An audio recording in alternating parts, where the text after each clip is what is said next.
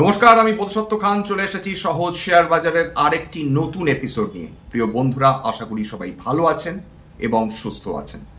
আজকে মার্কেটে আবার একটা শুরুতেই দারুণ ভালো ভোলেটিলিটি আমরা দেখেছিলাম। ইন্ডিয়া ভেক্স প্রায় 3.5% উপর উত্থান দেখেছিল, কিন্তু যত সময় গিয়েছে তত ভোলেটিলিটি ইন্ডেক্স কমে গিয়েছে, শেষ পর্যন্ত সেটা নেগেটিভে বন্ধ হয়েছে। অর্থাৎ মার্কেটে দোদুল্যমানতা কমেছে। সাধারণত যেটা আমরা দেখে থাকি যে মার্কেট ইউজুয়ালি যখন নিচের দিকে নামতে থাকে তখন কিন্তু ভারতীয় শেয়ার বাজারে ভোলেটিলিটি বৃদ্ধি হয়। কিন্তু অবাক করা ব্যাপার, বিগত কাল অর্থাৎ 24শে মার্চ শেয়ার বাজারে যখন দারুণ উত্থান এলো তখন আমরা দেখলাম যে ভোলেটিলিটি তার সঙ্গে পাল্লা দিয়ে বৃদ্ধি পেয়েছে প্রায় 8.8% কাছাকাছি। আজকের মার্কেটে নিফটি দারুণভাবে উত্থান দেখেছিল, 23,800কে খুব সহজেই ছাড়িয়ে গিয়েছিল সকালের দিকে। কিন্তু তারপর যত দিন গিয়েছে, যত সময় এগিয়েছে, তত নিফটিতে সংশোধন এসেছে, সেন্সেক্সের সংশোধন এসেছে। শেষ পর্যন্ত যদিও নিফটি এবং সেন্সেক্স ফ্ল্যাট বন্ধ হয়েছে বা সামান্য সবুজে বন্ধ হয়েছে, কিন্তু ওভারঅল মার্কেট যদি দেখেন, ওভারঅল বিভিন্ন সেক্টরাল ইন্ডাইসেস গুলো যদি দেখেন, তাহলে বুঝতে পারবেন সমস্ত সেক্টরাল ইন্ডাইসেস গুলোতেই পতন এসেছে। যে নিফটি ব্যাংক গত 9 দিন ধরে লাগাতার উত্থান দেখছিল, সেটাও আজকে সামান্য নিচের দিকে বন্ধ হয়েছে, নেগেটিভে বন্ধ হয়েছে। এবং নিফটি ব্যাংকে এই যে লাগাতার উত্থান এসেছে, সেটা হঠাৎ করে কেন উত্থান এলো সেটা নিয়ে আজকে ডেফিনেটলি আলোচনা করব।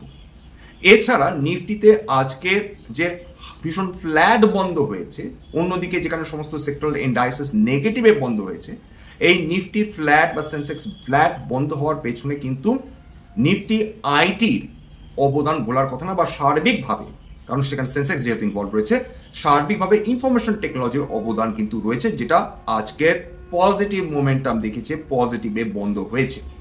এর পেছনে অবশ্যই ডোনাল্ড ট্রাম্পের কিছুটা অবদান থাকলেও থাকতে পারে। ডোনাল্ড ট্রাম্প তিনি বলেছেন যে সমস্ত প্রোডাক্টসগুলোতে এবং সার্ভিসেসগুলোতে যে তিনি ফ্ল্যাট ট্যারিফ বসাবেন এমনটি নয়, কিছু কিছু প্রোডাক্টে তিনি নেগোশিয়েট করতে রাজি রয়েছেন। এই কথার ফলে ভারতের যে আইটি সেক্টর সেটা বেশ কিছুটা উজ্জীবিত ছিল বলা যেতে পারে। কিন্তু ওভারঅল যেহেতু মার্চ মাস প্রায় শেষ হতে চলেছে, আর কয়েকটা ট্রেডিং ডে রয়েছে আমাদের হাতে, এমতো অবস্থায় নিফটিতে যে ভোলেটিলিটি বৃদ্ধি পেতে পারে সেটার সমস্ত বিশেষজ্ঞ তারা বলছেন। তার কারণ কিন্তু যেটা, যে এই সময় আগের দিন যেটা আলোচনা করেছিলাম যে ক্যাপিটাল গেনের ব্যাপার রয়েছে, ক্যাপিটাল লসের ব্যাপার রয়েছে। যারা কনসাস তারা হয়তো এই সময় তারা নিজেদের ক্যাপিটাল গেইন কিছুটা কমাবার চেষ্টা করবেন, সেটা আগের এপিসোডেই আলোচনা করেছি, দয়া করে আপনাদের দেখার অনুরোধ রইল। কিন্তু আজকে প্রথমে আলোচনা করে নিই যে সমস্ত স্টকসগুলোর মধ্যে সর্বাধিক উত্থান যে স্টকসগুলোতে এসেছে সেটা বলার প্রয়োজন রয়েছে। Vinyl Chemicals 20%, Keynote Finance 20%, Sika Interplant 20% উত্থান, হেগ 11.8% উত্থান, সালাসার টেকনো 9.2% উত্থান, ব্লু ডার্ট এক্সপ্রেস 8.5% উত্থান, এলনে টেকনোলজিস 8.35% উত্থান, সাসকেন টেকনোলজিস 5.1% উত্থান, ভেপসোল এনার্জি 5% উপর উত্থান, ভারত রসায়ন 4.22% উত্থান দেখেছে। সর্বাধিক পতন এসেছে আজকের Kirloskar Pneumatics 9.99%, WPIL 7.67%, PC Jewellers 7.34%, SML Isuzu 6.82%, Dixon Technologies 6.72%। উল্লেখ্য এই যে টপ লুজার্স এবং টপ গেনার্স এটা আমি নিয়েছি ফিনোলজি থেকে। ডিকসন টেকনোলজিস 6.72% পতন, ড্যাম ক্যাপিটাল অ্যাডভাইজারি 6.6% পতন, কাবেরি সিডস যেটা কয়েকদিন ধরে দুর্দান্ত উত্থান দেখেছিল, 52x হাই দেখে চলছিল, সেটা 6.52% পতন, পিজি ইলেকট্রোপ্লাস্টিক্স 6.48% পতন, কার্টশেড টেকনোলজিস 5.77% পতন, এমটিএআর টেকনোলজিস 5.4% পতন। দেখিনি বিভিন্ন ইন্ডাইসেস গুলোতে আজকে কিরকম অবস্থা। নিফটি শেষ পর্যন্ত 23,668.35 পয়েন্টে বন্ধ হয়েছে, সেন্সেক্স বন্ধ হয়েছে 78,000-এর উপর 78,017.19 পয়েন্টে। বিএসসি স্মল ক্যাপ ইন্ডেক্স 1.5%-এর উপর পতন, অনেকদিন পর পতন দেখলো 1.63%। বিএসসি মিড ক্যাপ সেটাও আজকের 1.13% পতন। নিফটি অটো 0.92% পতন, বিএসসি ক্যাপিটাল গুডস 1.01% পতন। এছাড়া বিএসসি কনজিউমার ডিউরেবলস 1.89% পতন, বিএসসি এফএমসিজি 0.36% পতন, বিএসসি হেলথ কেয়ার 0.75% পতন, বিএসসি মেটালস 1.33% পতন, নিফটি আইটি সেটা আজকে পজিটিভ 1.232% পতন। এবার ডলার আপনারা ডেফিনেটলি দেখছিলেন যে টাকার তুলনায় ক্রমাগত দুর্বলতা দেখাচ্ছিল, 86 টাকার কমে কালকে নেমে গিয়েছিল, 85 টাকা 53 পয়সায় বন্ধ হয়েছিল আগের দিন, আজকে সামান্য 20 পয়সা বৃদ্ধি পেয়েছে 85 টাকা 73 পয়সা, মানে লাস্ট ট্রেড করছে। ডলার ইন্ডেক্স সেটা আবার 104-এর উপর উঠে গেছে, 104.37। উল্লেখ্য যে ন্যাসড্যাক এবং সেটা হচ্ছে স্ট্যান্ডার্ড অ্যান্ড পুর, এরা দুজনে কিন্তু আগের দিন অর্থাৎ 24শে মার্চের রাতে দারুণ পারফরমেন্স দেখিয়েছে। ন্যাসড্যাক 2.27% উত্থান, ডাউ জোন্স 1.76% উত্থান। ক্যাক ড্যাক ফুটসি আজকের অর্থাৎ 25শে মার্চ সেটা 0.5% উপর উত্থান দেখিয়েছে। Asian markets more or less সেটা মিক্স ছিল। 52 সপ্তাহে নিম্ন স্তর আবার বেশ কিছু ভালো কোম্পানি তারা নিম্ন স্তর ছুঁয়ে ফেলেছে। এর মধ্যে কি কি রয়েছে? এর মধ্যে রয়েছে Colgate, Star Health, Honeywell Automation, Happiest Mind Technologies, Zensar Engineering. 52 weeks হাইয়ের মধ্যে যারা উত্থান দেখেছে SBI Cards, Shri Cements, Bajaj Finance, Kotak Mahindra Bank, JSW Steel, Chambal Fertilisers, RRP Semiconductors, এরা সবাই কিন্তু উত্থান দেখেছে। আজকে 52 সপ্তাহের 52 উইকস হাই আজকে ডেফিনেটলি গিয়েছে।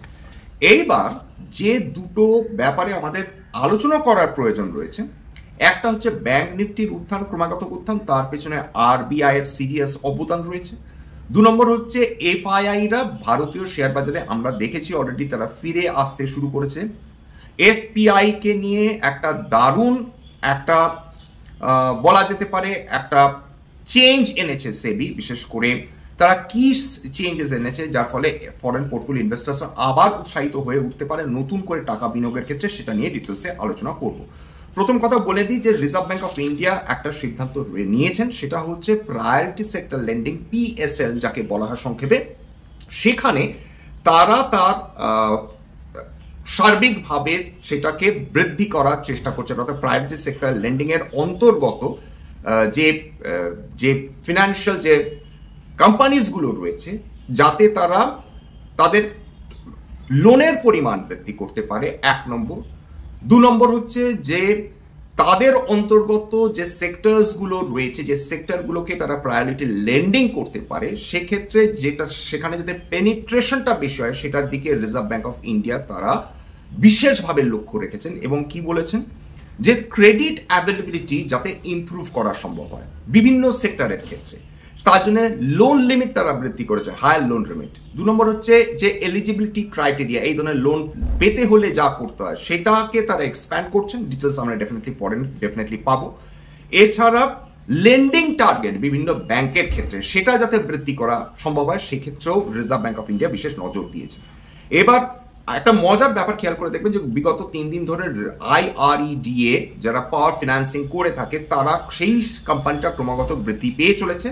তার কারণ 35 কোটি টাকা যে লোন বিশেষ করে এই পাওয়ার ইনফ্রাস্ট্রাকচার লেন্ডিং এর ক্ষেত্রে বা বিভিন্ন ধরনের রিনিউয়েবল এনার্জি প্রজেক্টস এর ক্ষেত্রে সেই ধরনের লেন্ডিংটা সেটা প্রায়োরিটি সেক্টর লেন্ডিং এর অন্তর্গত হবে বলে রিজার্ভ ব্যাংক অফ ইন্ডিয়া জানিয়েছেন। তার ফলে এই যেগুলো রিনিউয়েবল এনার্জি বা পাওয়ার ফিন্যান্সিং করে থাকে সেই ধরনের কোম্পানিজগুলো খুব স্বাভাবিকভাবে তারা একটা বুস্ট পেয়েছে, যার উদাহরণ কিন্তু কোনো রিকমেন্ডেশন সাজেশন নয়, বাইসের সিদ্ধান্ত কেবল আপনাদের ওপর। এছাড়া বিভিন্ন কর্পোরেট যে কোঅপারেটিভ ব্যাংকসগুলো রয়েছে, ইউনিয়ন কোঅপারেটিভ ব্যাংকসগুলো রয়েছে, তারাও যাতে এই প্রায়োরিটি লেন্ডিং যে প্রায়োরিটি সেক্টর লেন্ডিং রয়েছে সেখানে যাতে তারা অংশগ্রহণ করতে পারে, যাতে বিভিন্ন জায়গায় যে জায়গায় সাধারণত পৌঁছায় না সেই জায়গাটায় প্রায়োরিটি সেক্টর লেন্ডিং যাতে তারা করতে পারে, সেই জন্য কোঅপারেটিভ ব্যাংককেও প্রায়োরিটি সেক্টর লেন্ডিং এর অন্তর্গত করার চেষ্টা করছেন রিজার্ভ ব্যাংক অফ ইন্ডিয়া। এর মধ্যে হাউসিং রয়েছে, এডুকেশন রয়েছে, রিনিউয়েবল এনার্জি রয়েছে। এই খবরটা আমি পেয়েছি মানি কন্ট্রোল থেকে। এবার চলে আসি হচ্ছে 2 নম্বর খুব গুরুত্বপূর্ণ খবর, সেটা হচ্ছে সেবির এই যে সিদ্ধান্তটা সেটা ফরেন পোর্টফোলিও ইনভেস্টার্সদের নতুন করে ভারতে আকর্ষিত করতে পারে কিনা সেটা এবার সময়ের অপেক্ষা আমাদের দেখতে হবে। এই ক্ষেত্রে সেবি যেটা করেছেন তারা থ্রেশহোল্ড লিমিট একটা ছিল, এটাকে বলা হয় গ্র্যানুলার বেনিফিশিয়াল ওনারশিপ বা বিও। এই গ্র্যানুয়াল বেনিফিশিয়ারি ওনারশিপটা ইউজুয়ালি একটা যেটাকে বলে হচ্ছে একটা সুবিধা দেওয়া। কাদের সুবিধা দেওয়া? যে ফরেন পোর্টফোলিও ইনভেস্টার্স যারা রয়েছে, বিদেশি ইনভেস্টার্স, অনেক সময় তারা নিজেদের ডিসক্লোজ করতে চায় না, এই ডিসক্লোজ করতে চায় না, অথচ বিভিন্ন শেয়ার মার্কেটে তারা বিনিয়োগ করতে চায়। এতদিন যেটা নিয়ম ছিল সেটা হচ্ছে এই ধরনের যারা ফরেন পোর্টফোলিও ইনভেস্টার্স যারা নিজেদের নাম রেজিস্টার করাতে চায় না সেবি এবং ইনকাম ট্যাক্স ডিপার্টমেন্টের সঙ্গে, তারা বিনা রেজিস্ট্রেশন ছাড়া তারা এই প্রমি নোট বা প্রমিসারি নোটের মাধ্যমে তারা ভারতীয় শেয়ার বাজারে তারা বিনিয়োগ করতে পারত। এক্ষেত্রে বড় বড় ব্যাংক, বিদেশি ব্যাংকগুলো তাদের হাতে এই ক্ষমতা ছিল যে বিদেশি বিনিয়োগকারীরা ভারতবর্ষে বিনিয়োগ করতে চাইছেন তাদের কাছ থেকে টাকা নিয়ে বিভিন্ন কোম্পানির শেয়ারে বিনিয়োগ করা এবং তার বিনিময়ে তাদের একটা করে একটা পার্টিসিপেটরি নোট দেওয়া। অর্থাৎ তুমি যে এই যে শেয়ারে তুমি ইনভেস্ট করছো একজন বিদেশি হিসাবে, তার তো কোনো একটা প্রমাণ থাকতে হবে, এই প্রমিসারি নোট হচ্ছে সেই প্রমাণ। এইবার বিভিন্ন যে বড় বড় ব্যাংকগুলো তারা বিভিন্ন যে এই ধরনের বিদেশি বিনিয়োগকারী যারা সেবির সঙ্গে রেজিস্টার করাতে চান না, সেক্ষেত্রে তাদের 25,000 কোটি টাকা অবধি তারা এতদিন তারা বিনিয়োগ করতে পারতেন উইদাউট রেজিস্টারিং উইথ দ্য সেবি, সেবির সঙ্গে রেজিস্টার করার বাইরে। এইবার যেটা দাঁড়াচ্ছিল যে গত কয়েক মাসে ভারতীয় শেয়ার বাজার দারুণভাবে উত্থান দেখার ফলে এদের থ্রেশহোল্ড লিমিট ছাপিয়ে যাচ্ছিল, 25,000 কোটি টাকার বেশি হয়ে যাচ্ছিল। তার ফলে এদেরকে ম্যান্ডেটারি ডিসক্লোজার দিতেই হতো, যে কারণে এই বিদেশি ব্যাংকগুলো সেটা করতে চাইছিল না। এর ফলে সেবি যে সিদ্ধান্ত নিয়েছে যে এটা 25,000 কোটি টাকা না, 50,000 কোটি টাকা অবধি তারা এই পার্টিসিপেটরি নোটের মাধ্যমে তারা ভারতীয় শেয়ার বাজারে বিনিয়োগ করতে পারবেন এবং তাদের সেক্ষেত্রে সেবির সঙ্গে রেজিস্টার করতে হবে না বা কোনো ম্যান্ডেটরি ডিসক্লোজার দিতে হবে না। তবে কোনো যদি বিদেশি ফরেন পোর্টফোলিও ইনভেস্টর তারা কোনো একটি নির্দিষ্ট কর্পোরেট বা নির্দিষ্ট একটি কোম্পানিতে তারা তাদের মোট পোর্টফোলিওর 50% অবধি তারা যদি বিনিয়োগ করতে চান সেটা ঠিক আছে, কিন্তু 50% বেশি হয়ে গেলে তাদের ম্যান্ডেটরি ডিসক্লোজার দিতে হবে। যেটা আগে ছিল সেটা এখনো ওই একই রয়েছে, নিয়মে কোনো বদল হয়নি। অর্থাৎ কোনো ফরেন পোর্টফোলিও ইনভেস্টর তাদের মোট পোর্টফোলিওর 50%-এর বেশি কোনো একটি নির্দিষ্ট কোম্পানিতে যখনই বিনিয়োগ করতে চাইবেন তখন তাদের ম্যান্ডেটরি ডিসক্লোজার দিতে হবে। এই নিয়মটার মধ্যে কোনো বদল হয়নি। এর ফলে কি হবে, যে কোম্পানিগুলো ডিসেম্বর অবধি হিউজ বিক্রি করে তারা চলে যাচ্ছিল, যে ফরেন পোর্টফোলিও ইনভেস্টার্সরা, যে ব্যাংকগুলো, ফরেন ব্যাংকসগুলো, কারণ তাদের থ্রেশহোল্ড লিমিট ক্রস করে যাচ্ছিল, এক্ষেত্রে তারা আরো অতিরিক্ত 25,000 কোটি টাকা তারা বিনিয়োগ করতে পারবেন এবং বিভিন্ন এফপিআইদের জন্য। এবং তার ফলে যেটা সুবিধা দাঁড়াচ্ছে, যদি তাদেরকে ডিসক্লোজার করতে না হয়, ম্যান্ডেটরি ডিসক্লোজার করতে না হয় সেবির সঙ্গে, সেক্ষেত্রে তারা খুব স্বচ্ছন্দে তারা 25,000 কোটি টাকা আরো অতিরিক্ত তারা বিনিয়োগ করতে পারবেন। এবং যেহেতু বর্তমানে মার্কেটে এতখানি কারেকশন এসেছে বিভিন্ন স্টকসে আজ পর্যন্ত, সেই ধরনের স্টকসগুলোতে এখন তারা ডেফিনেটলি টার্গেট করার চেষ্টা করবেন। এবং তবে একটা জিনিস মাথায় রাখতে হবে যে এই ধরনের যারা ফরেন পোর্টফোলিও ইনভেস্টার্স থাকেন তারা তো যে কোনো সে সামান্য মাপের কোম্পানিতে, হেঁচিপেঁচি কোম্পানিতে তো তারা বিনিয়োগ করে না, তা বেস্ট অফ দ্য বেস্ট কোম্পানিজগুলোতে বিনিয়োগ করার চেষ্টা করেন, যেটা তাদের মনে হয় best of the best companies. এক্ষেত্রে সেটা লার্জ ক্যাপ হতে পারে, মিড ক্যাপ হতে পারে, স্মল ক্যাপ হতে পারে, এমনকি মাইক্রো ক্যাপও হতে পারে, যেখানে তারা বিনিয়োগ করতেই পারে। এবং সেক্ষেত্রে তারা সেই ধরনের কোম্পানিজগুলোতেই তারা বিনিয়োগ করার চেষ্টা করবেন যেগুলো ভবিষ্যতে স্ট্রং ক্যাশ ফ্লো হওয়ার সম্ভাবনা রয়েছে, যেটা ফ্রি পজিটিভ ক্যাশ ফ্লো হওয়ার সম্ভাবনা রয়েছে, যেগুলো ফান্ডামেন্টালি স্ট্রং কোম্পানি, যেগুলো বিজনেস প্রসপেক্টস ভবিষ্যতের জন্য অত্যন্ত শক্তিশালী। ভবিষ্যতের যে সেক্টরসগুলো ভারতবর্ষে রয়েছে, যে সেক্টরসগুলোতে ভারতবর্ষ দারুণ স্কেল দেখাতে পারে, ডেভেলপমেন্ট করতে পারে, বিজনেসের দারুণ সম্ভাবনা রয়েছে, গভর্নমেন্ট ব্যাকিং রয়েছে, এই ধরনের কোম্পানিজগুলোতেই সাধারণত এফপিআইসরা তারা বিনিয়োগ করতে চাইবেন। এবং খুব স্বাভাবিকভাবে যে কোম্পানিগুলোর পেছনে অ্যাক্টিভ গভর্নমেন্ট ব্যাকিং রয়েছে, যেখানে গভর্নমেন্ট তাদের নানা ধরনের ট্যাক্স সবস দিচ্ছে, ডেফিনেটলি সার্বিকভাবে যাতে সেই সেক্টরটা ইমপ্রুভ করে ভারতবর্ষে এবং বিশ্বের বিভিন্ন আন্তর্জাতিক দেশ বা আন্তর্জাতিক কোম্পানির সঙ্গে লড়াই করতে পারে, সেই ধরনের কোম্পানিজগুলোর প্রতি যে এই ধরনের কোম্পানিজগুলো যদি এই ধরনের ফরেন পোর্টফোলিও ইনভেস্টার্সরা যদি আকর্ষিত হন, সেক্ষেত্রে কিন্তু অবাক হওয়ার মতন কিন্তু কোনো কারণ নেই। খেয়াল করে দেখবেন যে এই 25,000 কোটি টাকা যে থ্রেশহোল্ড লিমিট সেটা ছাড়িয়ে যাচ্ছিল বলে অগাস্ট 2023-এ ফরেন পোর্টফোলিও ইনভেস্টার্সরা যারা তাদের টোটাল যত অ্যাসেট রয়েছে, কয়েক লক্ষাধিক কোটি টাকা তো আমাদের ভারতবর্ষে তাদের বিনিয়োগ রয়েছে, তার 2.28% ছিল এই ধরনের এফপিআই অ্যাসেট, যেটা ডিসক্লোজার তারা করতেন না। এরপর সেটা ডিসেম্বর 2024 সেটা অনেকটাই কমে যায় 1.86%। আপনারা ডেফিনেটলি জানেন যে ডিসেম্বর জানুয়ারি এই সময় ফেব্রুয়ারি মাসে এফপিআইসরা তারা বিনিয়োগ তারা বিক্রি করে বেরিয়ে আছেন। প্রতিদিন বিক্রি হচ্ছিল, র্যাম্প্যান্ট বিক্রি হচ্ছিল। কেবল মার্চ মাসের এই গত 3-4 দিন ধরে এফপিআইসরা তারা বিনিয়োগ করছেন বা এফআইআইসরা তারা বিনিয়োগ করছেন বা বিনিয়োগের জন্য তারা আগ্রহ দেখিয়েছেন, মানে নেট পারচেজার যাকে বলা যেতে পারে। এবার ভবিষ্যৎ বলবে যে এই ধরনের মানে এফপিআইস তারা মানে ভারতবর্ষে ফিরে আসতে চাইবে কিনা। ডেফিনেটলি একটা আকর্ষণীয় অবস্থা তো ডেফিনেটলি তৈরি হয়েছে বিভিন্ন কোম্পানিজের জন্য, বিভিন্ন কোম্পানির শেয়ারের জন্য। আজকে যেটা আমরা দেখেছি যে গত কন্টিনিউয়াস যেগুলো যে উত্থান দেখেছিল, যে স্টকসগুলো 50-60-70% নিচে নেমে গিয়েছিল, সেই স্টকসগুলো কিন্তু অতি দ্রুত 30-40% কিন্তু গত কয়েকদিনে তারা রিকভার করে নিয়েছে। এর মধ্যে আপনারা ডেফিনেটলি দেখেছেন, এর মধ্যে ডিফেন্স স্টকস রয়েছে, এর মধ্যে শিপিং এবং শিপ বিল্ডিং স্টকস রয়েছে, এর মধ্যে কয়েকটা রেলওয়ে স্টকস রয়েছে, এর মধ্যে কিছু ফিনান্স কোম্পানিজ রয়েছে। অর্থাৎ সমস্ত কোম্পানি যেগুলো দারুণ পতন দেখেছিল এবং বিভিন্ন সেক্টর যেগুলো খুব আকর্ষণীয় হয়ে উঠেছিল তাদের দামের জন্য সেই কোম্পানিজগুলোতে খুব দ্রুত হারে কিন্তু কেনাকাটা হয়েছে গত কয়েকদিন। আজকে যেটা সম্ভাবনা রয়েছে যে যারা শর্ট টার্ম ইনভেস্টার্স বা যারা ট্রেডার্স তারা হয়তো বা তারা প্রফিট বুকিং করেছে এই শর্ট টার্মের মধ্যে। যদি 20-30% তারা পেয়ে গিয়ে থাকেন, সেক্ষেত্রে এটা মোটেই কোনো অস্বাভাবিক ব্যাপার না যে তারা নিজেদের স্টকস তারা কিন্তু বিক্রি করলেও হাতে থাকা যেটা প্রফিট সেটা তারা ঘরে তোলার চেষ্টা করেছেন, এমন একটা সম্ভাবনা কিন্তু রয়েছে। যাক, এবার সামনে দেখা যাক যে কারণ সামনে কয়েকটা বড় ইভেন্ট আসছে পরের সপ্তাহতেই। এই যে রিট্যালিয়েটরি ট্যারিফের প্রশ্নটা রয়েছে 2 এপ্রিল, সেটা দয়া করে মাথায় রাখবেন যে এই সময়ের যদি কোনো আনটুয়ার্ড কোনো ঘটনা ঘটে, যদি সত্যি সত্যি ভারতের বিভিন্ন সেক্টরস এবং তার অন্তর্গত যদি কোম্পানিজগুলোতে ট্যারিফ বসে, সেক্ষেত্রে আমরা একটা নেগেটিভ সেন্টিমেন্ট দেখতে পারি। পড়বেই এমন কোনো গ্যারান্টি নেই, তবে আইটি এবং ফার্মা এই দুটো সেক্টর যেহেতু আমেরিকাতে সবচেয়ে বেশি তারা রপ্তানি করে থাকে, চিন্তা কিন্তু এই দুটো সেক্টরকে নিয়েই রয়েছে।